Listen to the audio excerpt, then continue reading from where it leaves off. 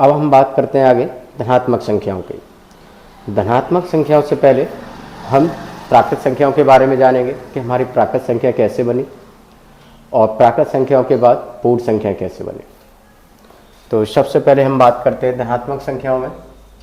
हम जानते हैं कि धनात्मक संख्या जैसा कि मैं बता चुका हूँ 1 + 2 + 3 + 4 + इनफाइनाइट, ये हमारी क्या होती हैं, धनात्मक संख्याएं होती हैं। तो इन धनात्मक संख्याओं को ही हम क्या कहते हैं, नेचुरल नंबर यानी प्राकृतिक संख्याएं भी कहते हैं। प्राकृतिक संख्याएं, नेचुरल नंबर, इन्हें हम नेचुरल नंबर भी कहते हैं। प्राकृत संख्याओं का नाम कैसे पड़ा कि देखो, प्रकृति में किसी भी वस्तु को गिनते हैं तो इन्हीं अंकों की सहायता से गिनते हैं। कोई भी वस्तु हम गिनेंगे 1 से स्टार्ट करें, 1 के बाद 2 स्टार्ट करेंगे, 3, तो इसीलिए इन सभी संख्याओं का आगे चल के नाम पड़ा प्राकृतिक संख्या। प्राकृतिक संख्या आगे नाम पड़ा, तो अतः प्राकृत संख्याओं को मैथ में नेचुरल के कैपिटल N से दिखाते हैं। तो हमारी प्राकृत संख्याएं कौन कौन सी होती हैं, N 1 2 3 4 5 6 7 इनफाइनाइट, ये हमारी क्या होती है, प्राकृत संख्या होती है। प्राकृत संख्याओं में के बाद अब नेक्स्ट जब शून्य की खोज हो गई, प्राकृत संख्याओं के बाद नेक्स्ट जब शून्य की खोज हुई तो नेक्स्ट हमें प्राप्त हुई पूर्ण संख्याएं। क्या प्राप्त हुई, पूर्ण संख्याएं। पूर्ण संख्याएं यानी इंग्लिश में होल नंबर। तो होल नंबर यानी पूर्ण संख्याओं को मैथमेटिक्स में कैपिटल W से दिखाते हैं। और हमारी पूर्ण संख्या कौन सी होती है, 0 1 2 3 4 5 ... इनफाइनाइट, ये हमारी क्या होती है, पूर्ण संख्याएं होती हैं। क्योंकि जब शून्य को प्राकृत संख्या में शामिल कर दिया तो संख्या कैसे हो गई, पूर्ण हो गई, पूरी हो गई। और शून्य के ही बाद नेक्स्ट संख्याओं का ज्ञान हुआ, जैसे कि 10 11 12 13 14 और आज आपके समय लाखों करोड़ों में संख्या है। ठीक है, तो ये हमारी पूर्ण संख्या होती हैं। तो सबसे छोटी पूर्ण संख्या शून्य है, ठीक है, और सबसे बड़ी कुछ भी हो सकती है जहाँ तक। तो प्राकृत संख्या, पूर्ण संख्या हमने समझा। अब हम बात करेंगे क्लासिफिकेशन ऑफ धनात्मक संख्या यानी क्लासिफिकेशन ऑफ पॉजिटिव नंबर। तो पॉजिटिव संख्याओं को देखेंगे कि इसमें से कौन कौन सी संख्या और निकली। तो अब हम बात करने जा रहे हैं क्लासिफिकेशन ऑफ पॉजिटिव नंबर। देखो, पॉजिटिव संख्याओं को 2 वर्गों में बांटा, और वो 2 वर्ग कौन कौन से, भाज्यता के आधार पर और गुणनखंड के आधार पर। तो अब हम बात करेंगे, तो जो धनात्मक संख्याएं होती हैं वो 2 वर्गों में बटी हैं। एक तो है भाज्यता के आधार पर, भाज्यता के आधार पर, और दूसरी है हमारी गुणनखंड के आधार पर, गुणनखंड के आधार पर। तो भाज्यता के आधार पर यानी बेस्ड ऑन डिविजिबल और बेस्ड ऑन फैक्टर। तो भाज्यता के आधार पर हमारी 2 तरह की हमें संख्या प्राप्त हुई। एक हमारी सम संख्या और दूसरी विषम संख्या, दूसरी विषम संख्या यानी इवन नंबर और ऑड नंबर। तो इवन नंबर और ऑड नंबर,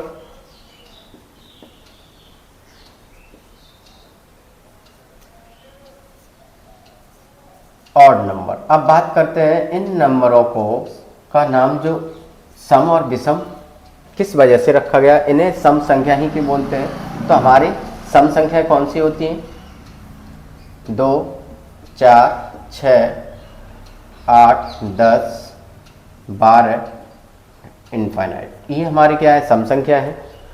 और जबकि विषम संख्या हमारी कौन कौन सी होती हैं, 1, 3, 5, 7, 9, 11 इनफाइनाइट, ये हमारी विषम संख्या है। तो अब हम बात करते हैं कि इनका नाम सम क्यों पड़ा, क्योंकि हम देख रहे हैं इन सभी अंकों में 2 का भाग अवश्य जा रहा है, इन सभी अंकों में 2 का भाग प्रत्येक नंबर में अवश्य जाएगा, ठीक है। यानी किसका भाग, 2 का भाग, यानी प्रत्येक नंबर में 2 का भाग अवश्य जाएगा। और जबकि अगर हम विषम की बात करें तो इनमें 2 का भाग नहीं जाता है, यानी प्रत्येक संख्या में अलग अलग संख्याओं से भाग जाता है, यानी विषम संख्याओं से भाग जाता है, इसीलिए इनका नाम क्या पड़ा, विषम संख्या है। और इनमें एक निश्चित फिक्स संख्या यानी 2 से भाग जाता ही जाता है, अर्थात प्रत्येक संख्या में एक सम संख्या से भाग जा रहा है, यानी सम कौन सी, 2। तो 2 से प्रत्येक संख्या में भाग जाता है, इसीलिए इनका क्या नाम पड़ा, सम संख्या है। तो इस तरीका सम विषम कैसे नाम पड़ा। तो अब हम बात करते हैं गुणनखंड के आधार पर। गुणनखंड के आधार पर हमारे गुणनखंड के आधार पर हमें दो तरह के संख्याएं, 2 तरीका से संख्याएं प्राप्त हुई। एक तो सम गुणनखंड के आधार पर, सम गुणनखंड के आधार पर और दूसरी विषम गुणनखंड के आधार पर, विषम गुणनखंड के आधार पर। तो अब हम बात करते हैं सम गुणनखंड के आधार पर। तो सम गुणनखंड के आधार पर हमें 2 तरह की संख्याएं प्राप्त हुई। एक कौन सी हुई, पूर्ण वर्ग संख्या, पूर्ण वर्ग संख्या यानी perfect square number, perfect square number. और दूसरी पूर्ण घन संख्या यानी परफेक्ट क्यूब, पूर्ण घन संख्या, घन संख्या यानी परफेक्ट क्यूब, परफेक्ट क्यूब। तो ये 2 तरह की संख्याएं हुई। अब हम बात करते हैं कि जो पूर्ण संख्या कैसी होती हैं। देखो, तो पूर्ण संख्याओं में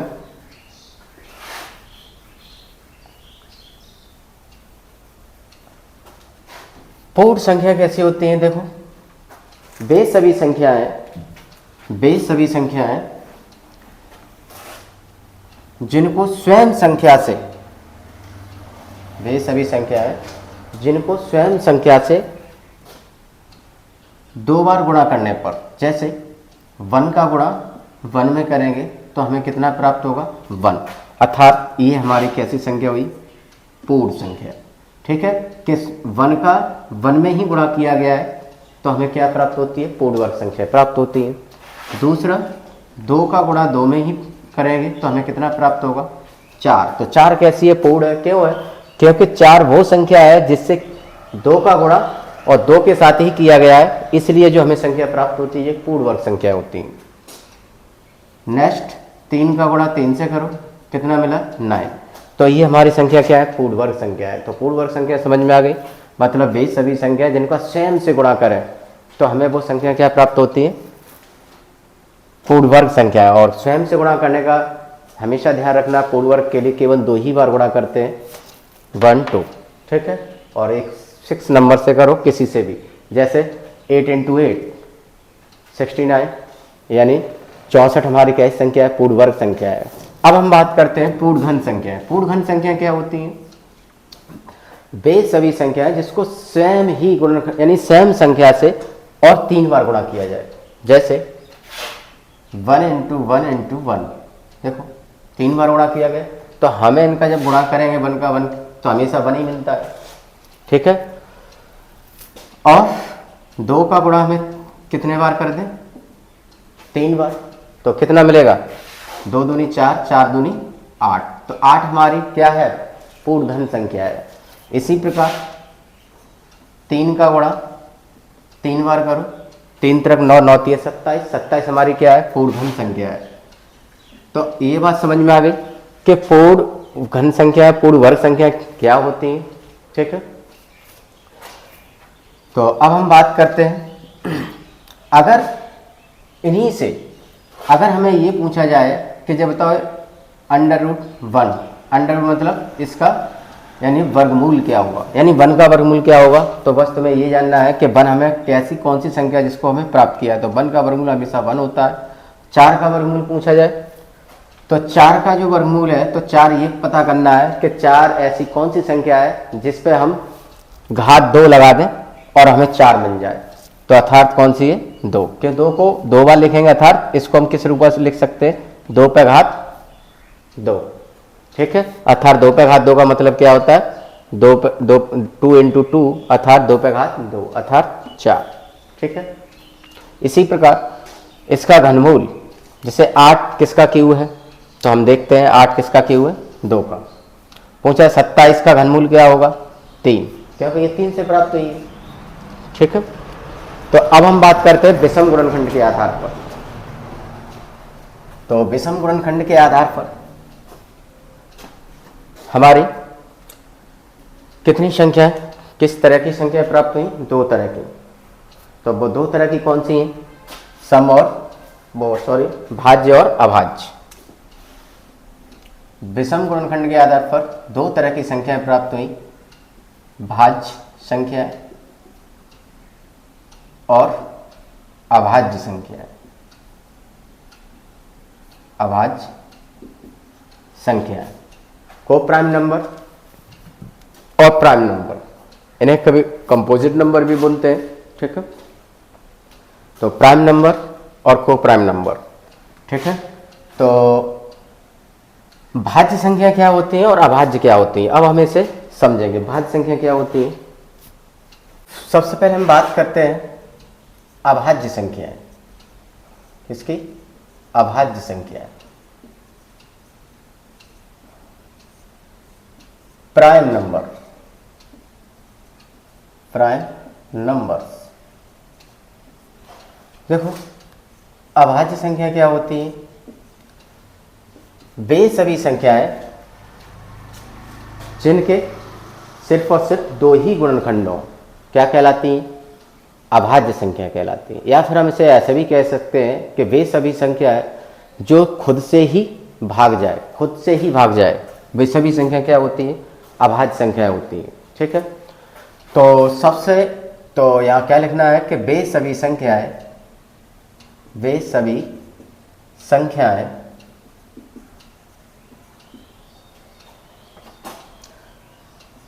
जिनके केवल 2 ही गुणनखंड हो, खंड हो, क्या कहलाती, अभाज्य संख्या कहलाती है, ठीक है। तो अभाज्य संख्याओं में सबसे हम बात करते हैं अभाज्य संख्या। तो देखो, तो 1 करते हैं, तो 1 क्या मेरी अभाज्य संख्या है,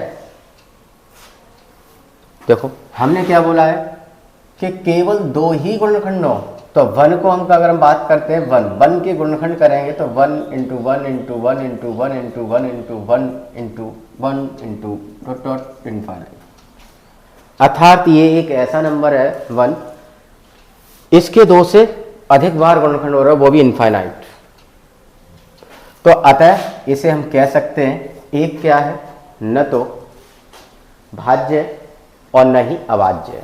तो हमेशा ये ध्यान रखना, तो एक क्या है, न तो अभाज्य है और न ही भाज्य। अब हम बात करेंगे 2 की। अब देखते हैं 2 क्या हमारी अभाज्य है या नहीं। देखो 2 के अगर हम फैक्टर करें तो 2 एकन 2, ऐसे बोल सकते हैं 2 1 जा 2। तो अर्थात इसके सिर्फ और सिर्फ 2 ही गुणनखंड हो रहे हैं, और वो भी कौन से, 2 और 1, यानी स्वयं ये, अर्थात इस स्वयं संख्या से भाग जा रहा है 2 एकन 2। 2 का भाग 2 में 2 से ही जाएगा, यानी 2 है ये, इस 2 संख्या में सिर्फ 2 का ही भाग जाएगा। तो ऐसे भी समझ सकते हैं कि अभाज्य संख्या क्या होती है, वे सभी संख्या जो खुद से ही कटे, यानी जिसमें खुद का ही भाग जाए और किसी का न जाए, एक के अलावा। ठीक है, वो सभी संख्या क्या होती है, अभाज्य संख्या होती है। 2 के बाद हमारी कौन सी होगी, 3। देखो 3 में 3 का ही भाग जाएगा, और अगर हम उसके फैक्टर देखें तो 3 एकन 3, 2 ही गुणनखंड हो रहा है। तो अतः ये सभी संख्या क्या है, अभाज्य संख्या है। इसके बाद हम 4 करें, 4 नहीं, 4 के देखो तो 4 के 2 दूनी 4 और 1, 2 से अधिक हो गए, तो इसीलिए ये हमारी 4 क्या है, अभाज्य संख्या नहीं। 5 की बात करें, देखो 5 एकन 5, 2 ही गुणनखंड हो रहा है, इसलिए ये हमारी क्या है, अभाज्य संख्या है। अगर हम बात करें 6 नहीं होगी, 3 दूनी 6 और 1, 3 गुणनखंड हो गए।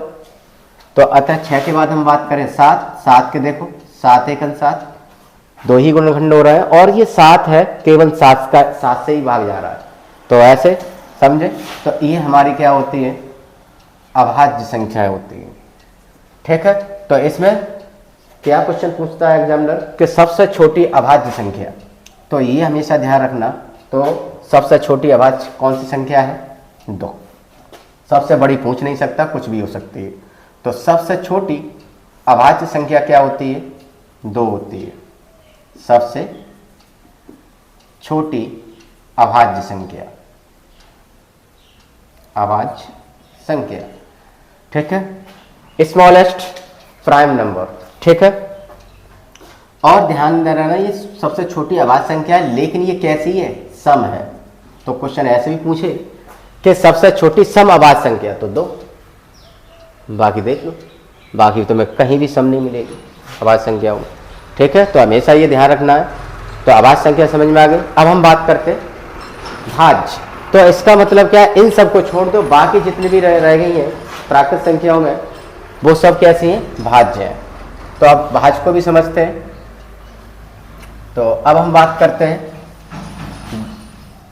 भाज्य संख्याओं के बारे में। भाज्य संख्या क्या कहती हैं, वे सभी संख्याएं जिनके 2 से अधिक गुणनखंड हो, या फिर हम इसे ऐसे भी बोल सकते हैं कि वे सभी संख्याएं जिनमें 2 के अलावा कम से कम 2 से अधिक संख्याओं का भाग चला जाए, वे हमारी सभी संख्या क्या कहलाती है, भाज्य संख्या कहलाती है। तो अब हम बात करते हैं भाज्य संख्याओं के बारे में। तो भाज्य संख्याओं को हम क्या कहते हैं, कोप्राइम नंबर। ठीक है, कोप्राइम नंबर।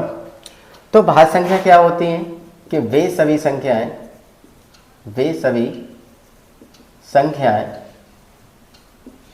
जिनके 2 से अधिक गुणनखंडों, 2 से अधिक गुणनखंडों, अधिक गुणनखंड, हाँ, क्या कहलाती है, भाज्य संख्या कहलाती है। ठीक है, या हम इसे ऐसे भी बोल सकते हैं, वे सभी संख्याएं जिनमें कम से कम 2 से अधिक संख्याओं का भाग चला जाए, भाज्य संख्या कहलाती है। ठीक है, तो भाज्य संख्या हमारी कौन सी होती है, देखो सबसे छोटी हमारी जो भाज्य संख्या, एक हम बता चुके हैं, एक न तो भाज्य होती है और न ही अभाज्य, नोट करके लिख लेना हमेशा। तो एक क्या होती है, न तो भाज्य होती है न अभाज्य। तो देखो 2 के बाद 3 नहीं थी, 3 के बाद 4 के देखते हैं। देखो 2 के अगर गुणनखंड करें, 4 के गुणनखंड करें, 2 दूनी 4 होते हैं, और एक सबके लिए एक का अगर मल्टीप्लाई करते कोई फर्क पड़ेगा, नहीं पड़ेगा। तो अतः इसके गुणनखंड कितने हुए, 1 2 3, इसीलिए 4 कैसी है, भाज्य संख्या। 4 के बाद 6 के भी देखो, 3 दूनी 6 और 1 लिख सकते हैं इसे। तो 6 कैसी हो गई, भाज्य संख्या हो गई। 6 के बाद 7 8 चेक करें, 2 दूनी 4 और 4 दूनी 8 और 1, देखो 2 से अधिक गुणनखंड हो गए। अतः ये हमारी सब संख्या क्या है, अभाज्य संख्या है, भाज्य संख्या है। ठीक है, तो ये समझ में आ गया होगा कि भाज्य और अभाज्य। ठीक, तो अब हम बात करते हैं सबसे छोटी भाज्य संख्याओं के बारे में। तो सबसे छोटी भाज्य संख्या दिखाई दे रही है 4 है। तो सबसे छोटी भाज्य संख्या क्या है 4। तो यहाँ नोट करके और अपने अच्छी तरीक़ा से नोट्स बनाओ। तो ये हमारी क्या है सबसे छोटी भाज्य संख्या, सबसे छोटी भाज्य संख्या। तो ये हमारी क्या है सबसे छोटी भाज्य संख्या है, स्मॉलेस्ट को प्राइम नंबर।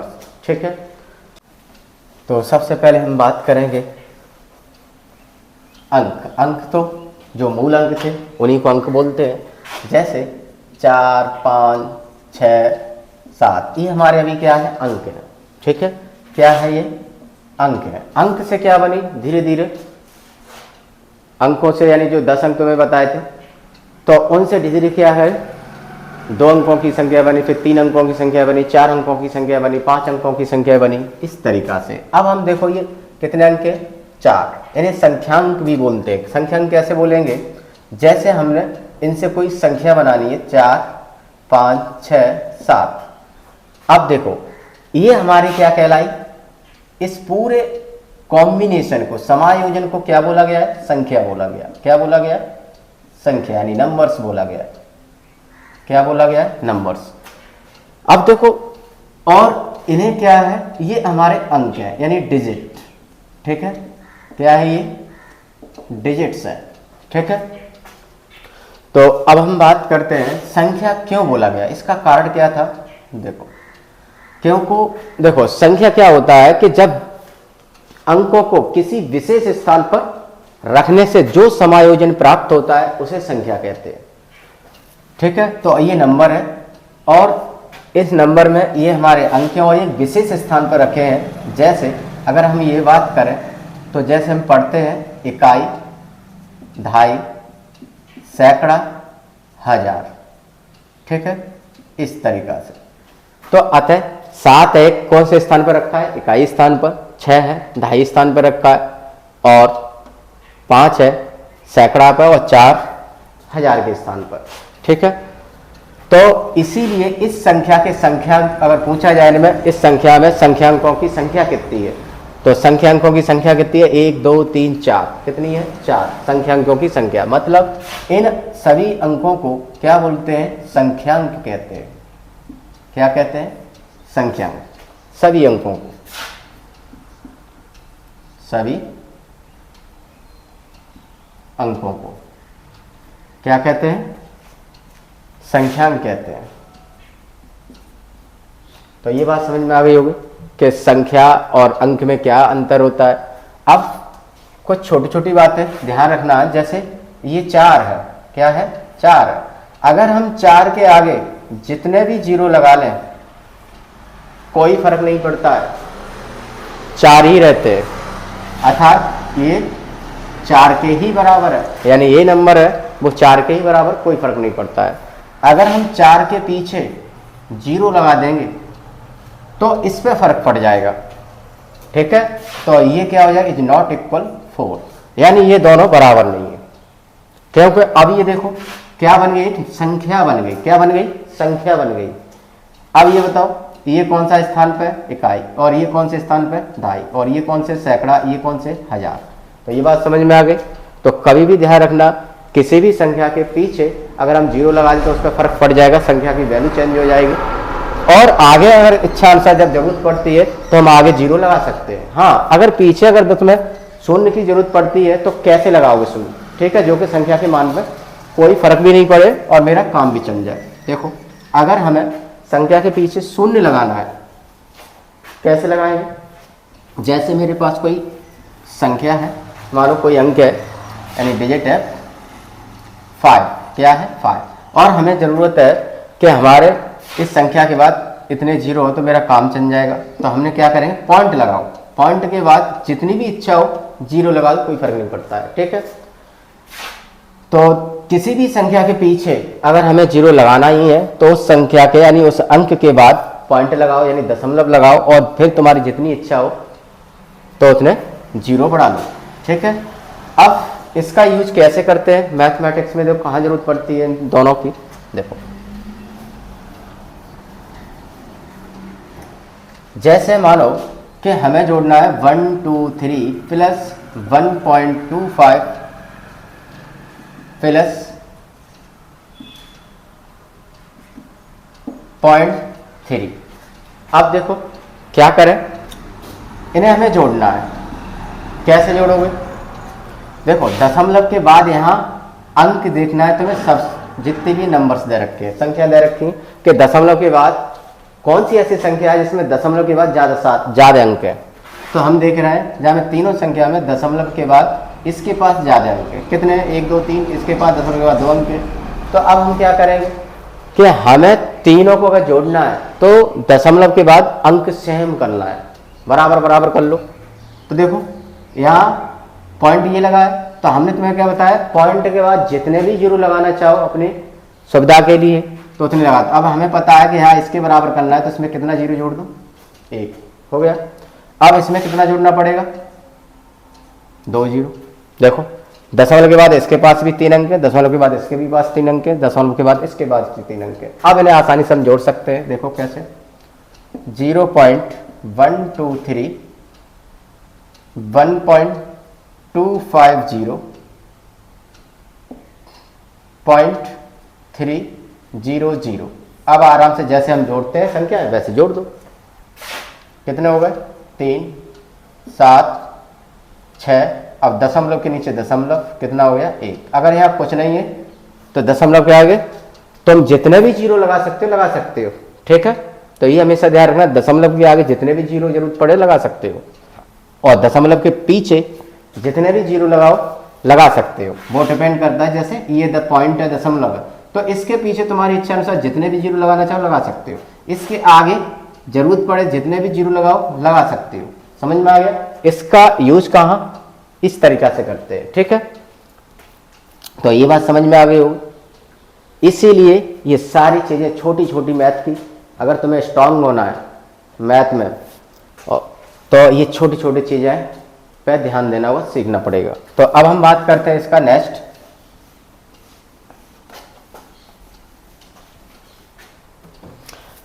अब देखो जैसे अगर हमें ये नंबर जोड़ना है पॉइंट वाले, 123.03 प्लस 12.124 प्लस 0.3। अब हमें इन सबको जोड़ना है। क्या करना है, ऐड करना है, जोड़ना है। तो हमने क्या बताया, कोई दशमलव के बाद चेक करो किसके पास बराबर अंक है या नहीं। सभी के पास, देखो सबसे ज़्यादा किसके पास है दशमलव के बाद, इसके पास 2 है, इसके पास है दशमलव 3 है, तो इसी के बराबर बाकी सभी कर लो। तो यहाँ कितने जीरो बढ़ाना पड़ेगा, 1। यहाँ कितना जीरो बढ़ाना पड़ेगा, 2। कर लिया। अब आराम से जोड़ो। देखो 123.030। अब जो दूसरा नंबर जोड़ेगा हमेशा ध्यान रखना इधर से लिखना है, ठीक है, राइट टू लेफ्ट। तो कितना, 4 2 1, पॉइंट के नीचे पॉइंट आना चाहिए, 2 1। और हमने तुम्हें क्या बताया था, दशमलव के आगे जितने भी जीरो जरूरत पड़े बढ़ा सकते हो। तो हमें पता है ये नीचे स्थान खाली, तो चाहो तो जीरो लगा सकते हो, न चाहो कोई प्रॉब्लम नहीं, ठीक है। अब हम बात करते हैं ये, तो ये पीछे से लिखना है 0 0 3, पॉइंट के नीचे पॉइंट आएगा, मतलब मेरा ऐड करना सही है। इसके बाद दशमलव का तुम जितने भी जीरो लगा सकते हो, ठीक है। तो 0 0। अब जैसे हम जोड़ते थे वैसे जोड़ लो, 4 5 4.531। बात समझ में आ गई। तो इसीलिए ये चीज़ मैंने सब बताई, छोटी छोटी चीज़ें, ठीक है, ये दशमलव संख्याओं कैसे जोड़ते हैं, ठीक। तो अब बात करते हैं नेक्स्ट संख्याओं के बारे में। देखो ये बेसिक समझना, मैथमेटिक्स को अगर स्ट्रांग होना है, मजबूत होना है, तो मैथमेटिक्स की बेसिक एक बार ढंग से समझ लो, उसके बाद तुम्हें मैथ में कभी भी कोई भी प्रॉब्लम नहीं होगी। अब हम बात करते हैं दशमलव संख्याओं का गुणा भाग कैसे किया जाता है। देखो जैसे हमारे पास 0.12 और एक है 1.1, ठीक है। अब इनका हमें क्या करना है, मल्टीप्लाई करना है। क्या करना है, गुणा करना है। तो देखो गुणा में तुम कभी भी दशमलव संख्या गुणा करो भाग करो तो जो दशमलव लगा है इस पर ध्यान ही मत दो, मतलब ऐसा समझो कि ये दशमलव है ही नहीं। तुम्हारे पास क्या है, 12। हमने बताया अंक के आगे कितने भी जीरो लगा लो कोई फर्क नहीं पड़ेगा, बता चुके। तो अर्थात ये समझो, अब तुम जानते हो 12 में कितना होता है, 144 लिख लिया। अब तुम्हें क्या करना है, गुणा में बस ये देखना है कि दशमलव पीछे से गिनते हैं तो यहां दिखाई दे रहा है 1 अंक बाद लगा है और यहां कितने अंक बाद लगा है, दशमलव 2 अंक बाद। तो अतः टोटल कितना हुआ, इसमें 2 और इसमें 1, दोनों को जोड़ने देना है, कितना आ गया 3। मतलब जो भी तुम्हें गुणा प्राप्त हुआ है उसमें पीछे से संख्याओं को गिन के, अंकों को गिन के 3 अंक बाद पॉइंट लगा दो, 1 2 3, यानी 3 अंक बाद दिए। अब हमने बताया पॉइंट के आगे चाहो जितने भी जीरो बढ़ा दो, कोई बढ़ा दो, बढ़ाओ या मत बढ़ाओ कोई प्रॉब्लम नहीं, ये तुम्हारा फाइनल आंसर। समझ में आ गया। अब एक सवाल और ले लो, जैसे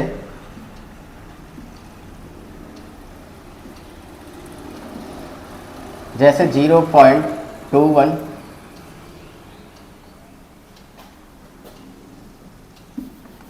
ये वाला ले लेना, 1.1 इंटू 1.1, ठीक है। अब देखो ये नंबर है मेरा, इसका हमें क्या करना है, मल्टीप्लाई करना है। तो कैसे करोगे, तो हमने बताया देखो ये 1 है 3 बार, तो इसका हम कैसे करेंगे, देखो 1 2 3 डायरेक्ट ऐसे लिख लो। फिर क्या करना है, ये 3 छोड़ना है और ये इधर से लिखना स्टार्ट कर दो, आगे 2 1। समझ में आ गया। तो ये हो गया, ये कंसेप्ट किसके लिए है, केवल जब 1 1 हो। जैसे 11 इंटू 11 करना है तो कितने, 1 2 है तो 1 2 लिख लो, ये छोड़ दो लास्ट वाला और ये दिखाई दे रहा है यहाँ लिख दो। समझ में आ गया। तो ये किसके लिए, सिर्फ 11 यानी एक एक अंक हो तब उसके लिए। अब जैसे हमें क्या करना है, अब यहाँ पॉइंट लगाया, इसमें पॉइंट कहाँ लगाना है, तो हमने क्या बताया पीछे से, देखो क्या अंक बाद पॉइंट लगाया, 2 अंक बाद लगाया। इसमें पीछे से कितने अंक बाद लगाया, 2, तो 2 और 2 कितने हो गए, 4। तो इसमें पीछे गिनो 4, 1 2 3 4, यानी ये आ गए। तो ये बात समझ में आ गई कि दशमलव संख्याओं का कोई भी गुणा करना है, बस ये हम जो बता रहे हैं बस अपने दिमाग में बस यही चीज़ रखो, कोई दिमाग चलाने की जरूरत नहीं है, ठीक है। अब आ जाओ, जैसे हमें भाग करना हो, क्या करना हो, भाग।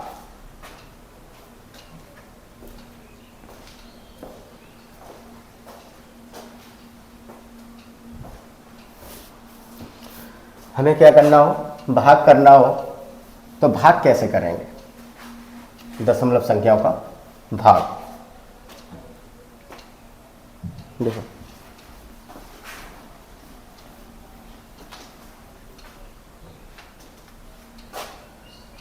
जैसे हमारे पास क्या है,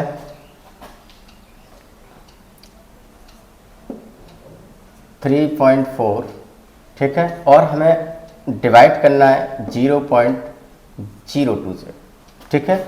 अब देखो ये जो बट्टे होता है यानी जो डिवाइड का चिन्ह होता है, तो ये ध्यान रखना, ये जो चीज़ है इसको हम इस तरीक़ा से भी लिख सकते हैं, कोई फ़र्क नहीं, एक ही बात है। तुम्हारी भाषा में बोले तो ये जो हर है वो ये है और ये जो अंश है वो ये है, ठीक है। इन दोनों में कोई फ़र्क नहीं है, ठीक है। तो हमें इसका भाग देना है इसमें, तो क्या करोगे, हमने क्या बताया, कोई दशमलव हो सोचो ही मत, ठीक है, कि दशमलव है ही नहीं। अब इस चीज़ को हम क्या करेंगे, ये दशमलव सोचेंगे नहीं, तो अतः हम देखते हैं कि ये कितने 334 हैं और ये कितने 2 है। तो हम तुम्हें पहले ही बता चुके हैं, अंक के आगे कितने भी जीरो हो कोई फ़र्क नहीं पड़ता है। तो ये हमारे 2 है, तो 2 का भाग देना है इसमें।